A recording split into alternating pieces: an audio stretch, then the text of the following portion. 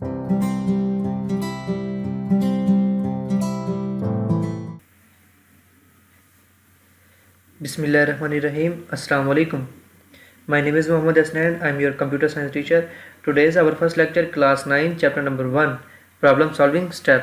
जी, आज का lecture start करने से पहले कुछ बातें डिस्कस कर लें कि हमारे पास जो चैप्टर है प्रॉब्लम सॉल्विंग स्टेप्स, ये एक कंसेप्चुअल बेस्ड स्टेप है. इसके तमाम टॉपिक्स आपस में लिंक्ड हैं. मींस कि अगर कोई स्टूडेंट लेक्चर 2 या लेक्चर 3 से स्टार्ट करता है, उसने प्रीवियस लेक्चर अटेंड नहीं किए, तो ज़रूरी है कि वो पहले प्रीवियस लेक्चर अटेंड कर ले ताकि उसके तमाम कंसेप्ट क्लियर हो जाएँ. जी, स्टार्ट करते हैं. ऑब्जेक्टिव ऑफ दिस लेक्चर, हमारे ये जो आज का लेक्चर है इसके ऑब्जेक्टिव्स क्या हैं. पहले तो हमारे पास ये जो बुक दी गई है पंजाब बोर्ड की तरफ से, तो इसके अंदर जो हमारा पहला चैप्टर है प्रॉब्लम सॉल्विंग स्टेप्स, वो सॉल्विंग स्टेप्स से स्टार्ट किया गया. उसमें ये पहले ये डिफाइन नहीं की गई कि प्रॉब्लम क्या होती है, प्रॉब्लम किसे कहते हैं. तो सबसे पहले हम रीड करेंगे कि what is problem solving steps. उसके बाद हमारे पास जो प्रॉब्लम सॉल्विंग स्टेप्स आते हैं उनमें से 2 स्टेप्स को आज हम डिस्कस करेंगे. पहला स्टेप हमारे पास है डिफाइनिंग अ प्रॉब्लम, और थर्ड पॉइंट आज जो हमारा ऑब्जेक्टिव क्या है वो है अंडरस्टैंडिंग अ प्रॉब्लम. जी, सबसे पहले तो what is a problem. Basically daily life में जब हम प्रॉब्लम का वर्ड सुनते हैं तो हमें पता चलता है, ऐसा लगता है कि किसी जगह पे कोई मसला या कोई परेशानी है. But in computer science sometime referred as an issue. Problem is any situation that occur unexpectedly to prevent something from occurring. अगर कंप्यूटर में हम प्रॉब्लम का वर्ड यूज़ करें तो वो इस तरह होता है कि अचानक से अगर हमारे पास कोई सिनेरियो या कोई ऐसी सिचुएशन बन जाए जो हमारे किसी काम को ऑपरेट होने से रोक दे. कंप्यूटर में ऐसी चीज़ को हम प्रॉब्लम कहते हैं. फॉर एग्जांपल इसकी मिसाल हम इस तरह ले लेते हैं कि हमारे पास मोबाइल फ़ोन्स हम डेली लाइफ में यूज़ करते हैं. सभी के पास मोबाइल होता है, कंप्यूटर्स भी सभी के पास होता है. तो बाज़ औक़ात ऐसा होता है कि हमारी जो स्टोरेज डिवाइस है, वो अगर उस स्टोरेज डिवाइस में हम कोई डाटा स्टोर करने की कोशिश करते हैं तो अचानक से जो हमारा स्टोरेज डाटा का जो एक्शन है वो स्टॉप हो जाता है, वो फेल्ड हो जाता है. तो ये हमारे पास एक प्रॉब्लम क्रिएट हुई है. अब वो प्रॉब्लम किस तरह क्रिएट हुई है, उसकी वजह क्या थी, ये हम आगे डिस्कस करेंगे. बेसिकली अब तो आपको समझ में आ गया होगा कि कंप्यूटर में कोई ऐसा काम अगर हम करने की कोशिश करें जो काम करते हुए रुक जाए या कंप्यूटर की तरफ से कोई एरर क्रिएट हो जाए, तो उसे हम कंप्यूटर साइंस के अंदर प्रॉब्लम्स कहते हैं. When dealing with computer science problems we must understand the source of a problem to fix it. जब हम किसी कंप्यूटर साइंस में किसी प्रॉब्लम को डील कर रहे होते हैं तो सबसे पहले हमें उसे अंडरस्टैंड करना पड़ता है और इसके सोर्स को फाइंड करना पड़ता है प्रॉब्लम को फिक्स करने के लिए. इसी टेक्निक को locating a source of a problem is called trouble shooting. Means कि जब हम कंप्यूटर में किसी प्रॉब्लम को डील कर रहे होते हैं, कोई परेशानी हमें फेस आ रही होती है, हमारा डाटा स्टोर नहीं हो रहा होता, तो उस डाटा स्टोर ना होने की वजह को जब हम उसके सोर्स को अंडरस्टैंड करते हैं तो इस पूरे प्रोसेस को ट्रबल शूटिंग कहते हैं. Problem solving steps. अब हम अपनी बुक पे आ जाते हैं. हमारी बुक जो स्टार्ट हो रही है वो प्रॉब्लम सॉल्विंग स्टेप्स से होती है. Here are the following steps that we can follow to solve the problem systematically such as. ठीक है, अब हमारे पास जो स्टेप्स हैं वो है defining a problem, understanding a problem, planning a solution, define candid solution, select the best solution. ये हमारे पास कुछ स्टेप्स हैं और ये स्टेप्स जो है वो हमारे पास सिस्टमैटिकली ऑर्डर में अरेंज है. मीन्स कि अगर हम इन स्टेप्स को आगे पीछे कर दें, यानी डिफाइनिंग अ प्रॉब्लम लास्ट में चला जाए, सिलेक्टिंग द बेस्ट सोल्यूशन हमारे पास फर्स्ट नंबर पे आ जाए, अगर हम इनकी तरतीब को चेंज करेंगे तो हमारा जो प्रॉब्लम सॉल्विंग का जो प्रोसेस है वो डिस्टर्ब हो जाएगा. हमारी प्रॉब्लम कभी सॉल्व हो ही नहीं सकेगी. ये एक सिस्टमैटिकली ऑर्डर में अरेंज है. अगर इसको वन बाय वन करके, यानी इसी ऑर्डर में, यानी सबसे पहले प्रॉब्लम को डिफाइन करें, अंडरस्टैंड, प्लान, कैंडिड सोल्यूशन और then execute the best solution, तभी जाके हमारी प्रॉब्लम एक सॉल्व हो सकेगी. इसी तरह ये इन पांचों स्टेप को हम वन बाय वन करके रीड करेंगे. तो हमारे पास डिफाइनिंग का प्रॉब्लम में होता है कि आपके पास हमारे पास जो बुक दी गई है उस बुक के अंदर एक कोटेशन ऐड की गई है अल्बर्ट आइंस्टाइन की. If we are given one hour to save the planet, I would spend 95 minutes finding the problem and 1 minute to resolve it. Means के उनका कहना ये है कि अगर उनको प्लैनेट को सेव करने के लिए 1 घंटा दिया जाए तो वो सिर्फ 1 मिनट यूज़ करेंगे अपने प्लैनेट को सेव करने के लिए, और बकिया जितना भी वक्त बच जाएगा उस पूरे वक्त के अंदर वो सिर्फ प्लानिंग और प्लानिंग करेंगे कि किस तरह कौन सी ऐसी स्ट्रेटजी को यूज़ करके इस प्लैनेट को सेव किया जा सकता है। तो ये एक बहुत ही इंपॉर्टेंट कोटेशन है जो हमारे बुक के अंदर नोट की गई है, हमें इसे रीड करना चाहिए। इसी तरह हम आगे बढ़ते हैं डिफाइनिंग अ प्रॉब्लम में, जो हमारे प्रॉब्लम सॉल्विंग स्टेप्स का पहला स्टेप है, पहला बेसिक स्टेप है defining a problem. In problem solving first of all we will define a problem that doesn't contain any ambiguities and confusion. Such type of problems are known as well defined problem. अब हमारे पास problems तो एक create हो गई है कि computer में किसी जगह पे भी प्रॉब्लम आ गई है, तो हमें कैसे पता चलेगा कि वो प्रॉब्लम किस वजह से आई है और कहाँ पर आई है। तो उस पहले तो हम देखेंगे कि वो डिफाइन करेंगे कि प्रॉब्लम है किस तरह की। अगर हमारे पास प्रॉब्लम की तमाम क्लैरिटी है, मीन्स के all the conditions are clearly specified and it has a clear goal, it is easy to understand and solve it, यानी वो हमारे लिए आसानी है कि हम उसको उतनी ही जल्दी प्रॉब्लम को सॉल्व करेंगे। अब ऊपर जो हमारे पास डेफिनेशन दी गई है, contain any ambiguities and confusion, means के एम्बिग्यूटीज़ का मतलब क्या होता है? एम्बिग्यूटीज़ का मतलब होता है अभाम, यानी किसी चीज़ की गुंजाइश बाकी रहना। डिफाइनिंग अ प्रॉब्लम, इसकी डेली लाइफ में एग्जाम्पल क्या बनती है? डेली लाइफ में एक बेसिक सी एग्जाम्पल्स है कि जब भी हम कंप्यूटर के अंदर, फॉर एग्जांपल हमारे पास 2 फोल्डर्स हैं, फोल्डर ए और फोल्डर बी। अगर हम फोल्डर ए के अंदर से कोई डाटा कॉपी करते हैं फोल्डर बी के अंदर, तो कॉपी करते वक्त हमारे पास अगर कंप्यूटर की तरफ से कोई एरर आ जाए कि आपकी जो डिज़ायर्ड डाटा था, फॉर एग्जांपल अगर हम कोई एक इमेज कॉपी कर रहे हैं फोल्डर ए से फोल्डर बी के अंदर और वो इमेज कॉपी होने से रह जाए और कंप्यूटर एक एरर हमें दिखा दे कि आप जो इमेज कॉपी करना चाह रहे हैं फोल्डर ए से फोल्डर बी के अंदर, वो इमेज ऑलरेडी पहले से ही फोल्डर बी के अंदर मौजूद है, ये एक एरर है। और अगर ऐसा हो कि हमारे फोल्डर बी की, अगर फोल्डर ए से फोल्डर बी के अंदर डाटा कॉपी कर रहे हैं, फोल्डर बी की अगर स्टोरेज कैपेसिटी फिल हो गई है, अगर उसके अंदर बिल्कुल भी स्पेस नहीं है, तो ये भी एक एरर जनरेट हो सकता है।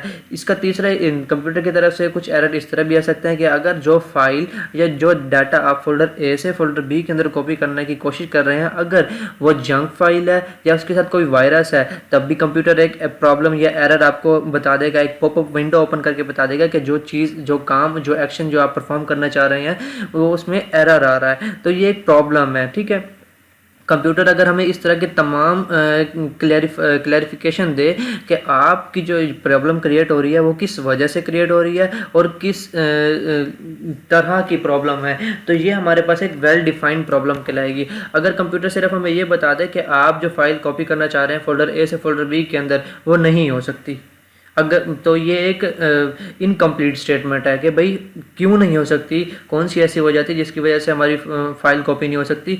अगर आपको एक इनकम्प्लीट स्टेटमेंट दे दी जाए तो वो एक अनडिफाइंड प्रॉब्लम है, तो अनडिफाइंड प्रॉब्लम को सॉल्व करने से पहले हमें उसको डिफाइन करना ज़रूरी है। ठीक है, तो अनडिफाइंड अगर प्रॉब्लम हमारे पास आ जाए, तो if the problem can not be defined properly then we can follow these steps to solve the problem. यानी अगर हमारे पास एक प्रॉब्लम आ जाए, जैसे कि अभी ऊपर हमने एग्जांपल एक यूज़ की है कि अगर कंप्यूटर सिर्फ हमें बता दे कि आपकी फ़ाइल फोल्डर ए से फोल्डर बी के अंदर कॉपी नहीं हो रही, अब क्यों नहीं हो रही, कौन सी ऐसी वजूहात थी, कंप्यूटर ने हमें ये नहीं बताया। ठीक है, तो ये एक अनडिफाइंड है। तो इस अनडिफाइंड प्रॉब्लम को सॉल्व करने के लिए हम कुछ स्टेप्स यूज़ करेंगे, जिसके अंदर पहला स्टेप हमारे पास है गेन बैकग्राउंड नॉलेज, यानी जो हमारे पास प्रॉब्लम है उसका बैकग्राउंड नॉलेज हमें गेन करना पड़ेगा कि उसके पीछे कौन सी ऐसी वजह थी जिसकी वजह से हमारा वो एक्शन परफॉर्म ना हो सका। We try to know the situation and circumstances in which the problem is happen, in this way we can identify the given state. ठीक है, मीन्स के हम वो तमाम सर्कमस्टांसेस को, वो तमाम पैरामीटर्स को रीड करेंगे, वो तमाम पैरामीटर्स को डिज़ाइन करेंगे कि ये वजह हो सकती है जिसकी वजह से हमारी फ़ाइल कॉपी नहीं हो सकती। ठीक है, अब वो वजह कौन कौन सी हो सकती है वो हमने पहले डिस्कस किया कि 3 ऐसी वजूहत हो सकती हैं कि हमारे पास जो फोल्डर बी के अंदर वो इमेज ऑलरेडी से एग्जिस्ट करती हो, एक सर्कमस्टांस ये हो सकता है। दूसरा सर्कमस्टांस क्या होता है कि फोल्डर बी की स्टोरेज कैपेसिटी बिल्कुल कंप्लीट हो सकती है। ठीक है, सेकंड सर्कमस्टांसेस ये हो सकता है। उसके बाद तीसरा सर्कमस्टांसेस क्या हो सकता है कि आपकी वो जो इमेज है वो या तो वायरस के साथ अटैच है या वो एक जंक फाइल है जिसकी वजह से वो कॉपी नहीं हो रही। तो ये हमारे पास बैकग्राउंड नॉलेज है, तो कंप्यूटर ने हमें नहीं बताया, लेकिन हमने खुद से उसके सर्कमस्टांसेस को रीड किया। उसके बाद सेकंड स्टेप हमारे पास आ जाता है use guesses. We try to guess to the unknown information through the appropriate guesses. The guess may be based upon your our past experience. अब हमारे पास जब बैकग्राउंड नॉलेज आ गया, बैकग्राउंड नॉलेज के बाद हम गैसेस भी यूज़ करते हैं। गैसेस हमारे पास हमेशा जो पास्ट एक्सपीरियंस होता है उस पर बेस्ड करता है। फॉर एग्जांपल जैसे अभी आपके पास कॉपी पेस्टिंग का एक इशू क्रिएट हुआ था, तो आप अपने पास्ट एक्सपीरियंस को रीड करेंगे कि हमारे पास गुज़िश्ता माजी में भी कहीं ऐसी सिचुएशंस आ गई हैं जो हमने कहीं देखा हो कि मेरा एक दोस्त था, मेरा एक भाई था, या कोई भी ऐसा एक पर्सन हो सकता है जिसके साथ पहले भी ये मसला बन चुका है कि वो एक फ़ाइल को दूसरी जगह पे कॉपी कर रहा था और उसकी वो फाइल कॉपी ना हो रही हो। तो उसने उस वक्त क्या किया था, हम उसके एक्सपीरियंस को यूज़ करते हैं और अपने उस प्रॉब्लम के अंदर अटैच कर देते हैं ताकि हम अपनी प्रॉब्लम को फिक्स कर सकें। ठीक है, ये हमने एक गैस लगाया था, एक अंदाज़ा था। ठीक है, इसके बाद तीसरा स्टेप हमारे डिफाइनिंग अ प्रॉब्लम में है कि अगर हमारे पास एक नॉन डिफाइंड प्रॉब्लम आ जाए तो थर्ड स्टेप हम क्या फॉलो करते हैं, ड्रॉ अ पिक्चर। ठीक है, if the problem is not well defined we can draw a picture and fill the undefined information. Means कि अगर हमारे पास एक अनडिफाइंड प्रॉब्लम आ गई है तो हम एक पिक्चर ड्रॉ करते हैं कि किस तरह हम उसको डिफाइन कर सकते हैं, हमारे पास प्रॉब्लम किस जगह पे आ रही है और किस तरह की प्रॉब्लम आ रही है। जब हम एक किसी चीज़ की पिक्चर ड्रॉ कर लेते हैं तो उसको सॉल्व करना भी हमारे लिए आसान हो जाता है। तो हमने अभी पहला स्टेप कंप्लीट कर लिया सॉल्विंग अ प्रॉब्लम स्टेप्स में। उसके बाद जो सेकंड स्टेप हमारे पास आ जाता है अंडरस्टैंडिंग अ प्रॉब्लम। अब हमने प्रॉब्लम को डिफाइन तो कर लिया, हमें पता चल गया कि प्रॉब्लम किस जगह पे आ रही है और क्यों आई है। ठीक है, बता दिया कि भाई ये प्रॉब्लम आ रही है, आपकी फाइल एक जगह से दूसरी जगह कॉपी नहीं हो रही। अब उसको अंडरस्टैंड करना है। अंडरस्टैंड किस तरह होगा, it is difficult to start solving a problem without understanding the problem. ठीक है, सबसे पहले तो हमें उसको अंडरस्टैंड करना पड़ेगा। किसी भी प्रॉब्लम को सॉल्व करने से पहले ये मुश्किल होगा कि बगैर किसी चीज़ को अंडरस्टैंड किए, बगैर किसी चीज़ का मुआयना या जायज़ा लिए बगैर आप वहाँ पे चलना शुरू कर दें।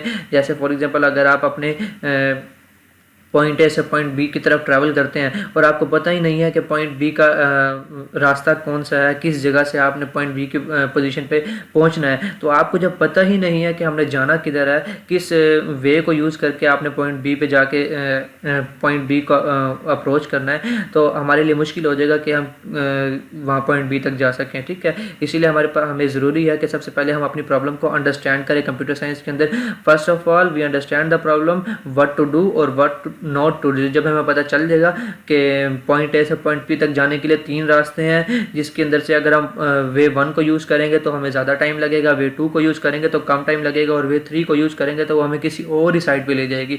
इसीलिए हम प्रॉब्लम को अंडरस्टैंड करने के बाद हम देखेंगे कि हमें क्या काम करना चाहिए और क्या नहीं करना चाहिए अपनी प्रॉब्लम को सॉल्व करने के लिए। इसकी एक और एग्जाम्पल देख लेते हैं। A puzzle can be answered only after a clear understanding a problem make easier to solve a problem and save money, time and resources। बहुत अच्छी एग्जांपल है कि अगर हम कोई पज़ल यूज़ करते हैं, हमने देखा होगा कि बहुत सी जगहों पे हमने अपनी लाइफ में देखा होगा कि एक पज़ल्स होती है, उस पज़ल को जब हम सॉल्व करते हैं तो वो कोई ना कोई एक पिक्चर बन जाती है। अब हमारे माइंड में अगर वो पिक्चर ही नहीं होगी, हमें पता ही नहीं होगा कि हमने पज़ल को सॉल्व करने के बाद कौन सी पिक्चर बनानी है, तो हमारे लिए बहुत मुश्किल हो जाएगी। इसीलिए हम सबसे पहले और सबसे ज़रूरी बात यह है कि हमें उस पिक्चर की इमेजिनेशन होनी चाहिए, हमारे पास वो पिक्चर पहले से मौजूद होनी चाहिए कि हमने पज़ल का कौन सा पीस किस पोजीशन पे फिक्स करना है। अगर हमें ये पता होगा, हमें अपनी प्रॉब्लम को अंडरस्टैंडिंग होगी, तो इस अंडरस्टैंडिंग से हमारी मनी, टाइम और रिसोर्सेज, ये तीनों चीज़ों की बचत हो सकती है। ठीक है, उसके बाद आ जाएंगे अंडरस्टैंडिंग का प्रॉब्लम। अंडरस्टैंडिंग का प्रॉब्लम में हमारी बुक में एक एग्जाम्पल कोट की गई है जो कि बहुत इंपॉर्टेंट है एग्जाम पॉइंट ऑफ व्यू से भी। Suppose that your teacher assigned you a task to prepare a list of student. ठीक है, अब उसने हमें टास्क क्या किया है कि आपके टीचर ने एक असाइनमेंट दिया है कि आपने एक स्टूडेंट्स की लिस्ट तैयार करनी है इन योर स्कूल, अपने स्कूल के अंदर, whose name start with letter A, यानी उन बच्चों की लिस्ट तैयार करनी है जिनका नाम ए से स्टार्ट होता है।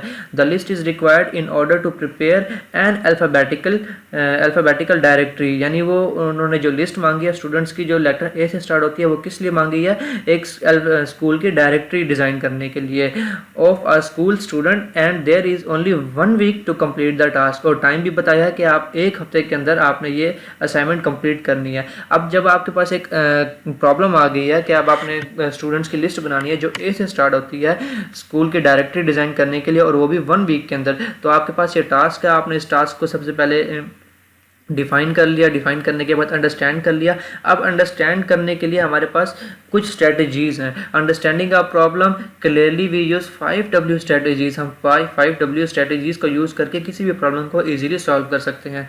अब वो 5W स्ट्रेटजीज़ किस पे बेस करती हैं? व्हाट, वो, वाई, व्हेन एंड वेयर। ठीक है, ये 5W स्ट्रेटजीज ऐसी हैं जिनको हम यूज़ करेंगे स्टेप बाय स्टेप ताकि हम अपनी प्रॉब्लम को क्लियरली अंडरस्टैंड कर सकें। व्हाट हमारे पास किस लिए शो करता है कि list of the student name started with letter A, कि हमने व्हाट क्या काम करना है, हमने काम क्या करना है कि उन स्टूडेंट की लिस्ट बनानी है जिनका नाम ए से स्टार्ट होता है। ठीक है, और वो किसने और किस के लिए काम करना है? स्टूडेंट है जो ये काम परफॉर्म करेगा। वाई, अब हमने किस लिए ये काम करना है? To prepare the directory of the student. जिस तरह में हमारे टीचर ने हमें काम असाइन किया कि स्टूडेंट्स की डायरेक्टरी को डिज़ाइन करने के लिए, डायरेक्टरी को प्रिपेयर करने के लिए हमने ये काम परफॉर्म किया। व्हेन, कब हमने करना है? विद इन अ वीक, कितने दिन में करना है? विद इन यानी 1 हफ्ते के अंदर हमने इस काम को मुकम्मल करना है। और वेयर, किस जगह पे करना है? स्कूल के अंदर करना है। तो ये 5 एक ऐसी स्ट्रेटजीज थी जिनको यूज़ करके हम किसी भी प्रॉब्लम को ईजिली अंडरस्टैंड कर सकते हैं, और जितनी ही अच्छी हमारी अंडरस्टैंडिंग होगी उतनी ही जल्दी हम अपने प्रॉब्लम को सॉल्व कर सकेंगे। जी, आज का लेक्चर यहीं पे कंप्लीट है। अगर आपको इसमें कोई कंफ्यूजन है या कुछ कोई आप, तो आप कमेंट बॉक्स में अपना सवाल पूछ सकते हैं।